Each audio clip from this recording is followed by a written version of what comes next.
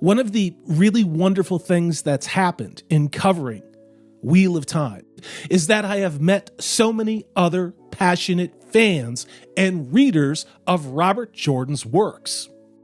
Some I've done live shows with, and some I only know through social media. And there are others that decided to become members of my channel and become my wolf brother or my wolf sister. I sat down with several people whose opinion and appreciation of Robert Jordan I respect. I asked them all the same questions without any prompting or hints as to what we were going to cover, and these are the responses they gave to me. I'd say late teens. My brother, towards the end of high school, introduced me to David Eddings and the Bulgariad and the Malloreon, and then after I did that light reading, because I mean that's some easier fantasy, he was very eager to get me into the Wheel of Time, just because he was heavy into theory crafting and thought I would be good at it and interested in participating. The main reason is because he created a world that is immersive and distracting and entertaining, and I don't want to see it destroyed. Years of my life spent just discussing theory crafting, having fun with people all over the world on message boards. I was a member of the blacktower.net, and we spent hours on end going back and forth while the books were coming out about who did this, which character did in which character, and just people I met. Just fun, had just speculating and just reading and looking forward to these books as they came out, and then just not being disappointed and being, I feel like, paid off at the end. In the totality of the 15 books, the character I came to appreciate the most and probably see a lot of myself in our journey is Nynaeve. She presented a very formidable front, but inside she knew she was flawed and was scared of it. And she went on a journey where she knew she had to overcome that to sort of become the person she could be.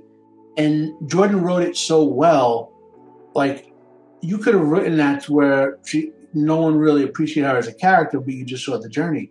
But he wrote her journey and Sanderson finished it where I could just see myself a lot in her.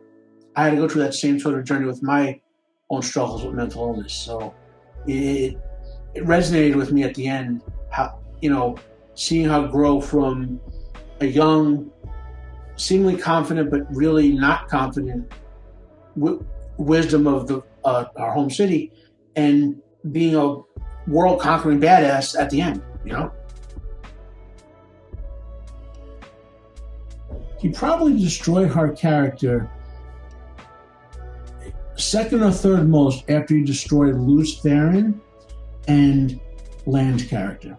So I can't imagine how screwed up seasons 2 or 3 is going to be with Nynaeve's character. I just can't. I've always been a Rand guy. No particular reason. I mean, you got the big three, so I mean, I think we all like the big three, obviously, but so I'd like to go somewhere else than that because, I have my favorite scenes for each of them. I don't know why particularly, but I've always felt that I like Gawain. And I can't put a finger on exactly why, but I was always pulling for him being the guy behind Elaine, the guy that was going to protect his sister come hell or high water, and then not, being seen as good as his brother at anything, but coming into his own, and actually not just being as good, but in some things better than his brother, who he was seen to be as inferior. Rand was completely assassinated in the TV show. I don't think he was given anything really of value to do. It's amazing to me that he is the character that had the most screen time, and you don't really know what he did besides moon after Egwene. So yeah, they destroyed everything about Rand, I think, in the first season. How far in was when Moraine read the opener? And I can't remember the exact phrasing, but it was the men thing just ticked me off because of the bad. Like I said, my biggest thing about it isn't the woke; it's the bad writing. The woke is bad, but the bad writing is worse. Something in the right before she said that, the way she phrased something, I was like, "Did Judkins actually read these books?" I said to myself. Then I heard the men thing, and I was like, "What the hell are we going to get? This is going to be worse than I even thought it could be." So I realized that this was off the rails as soon as their version of the prologue aired, and there was no details. They just hunting down these two guys, and then immediately after that, you have Moraine on a cliff sprouting out off nonsense about stuff she should have no idea about at this point in time. So I have two large 42-inch 4K computer monitors in front of me.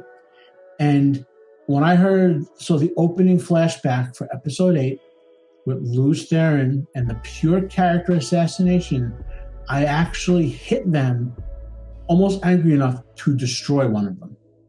That's how angry I was with the pure character assassination of Lews Therin Telamon in that opening flashback for episode 8.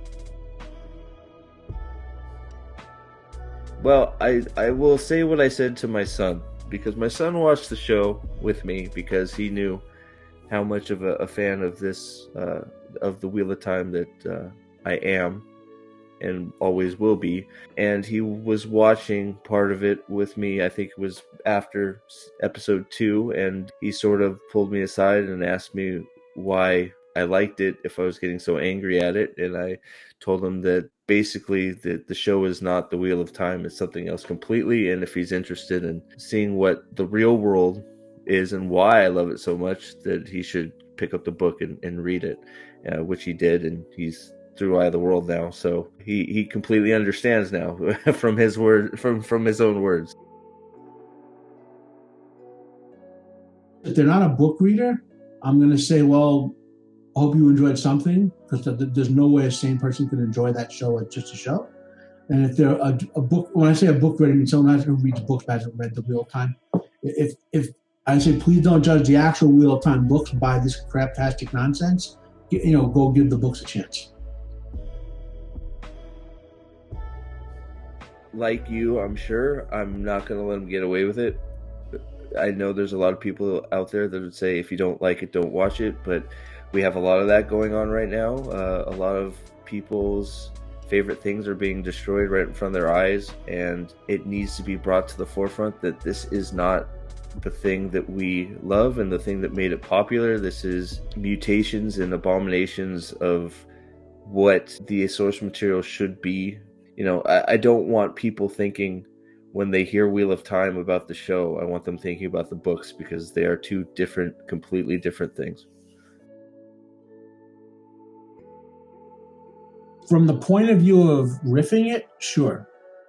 I have a feeling I'll be ripping this apart even worse than I might have, than I will the Tolkien series.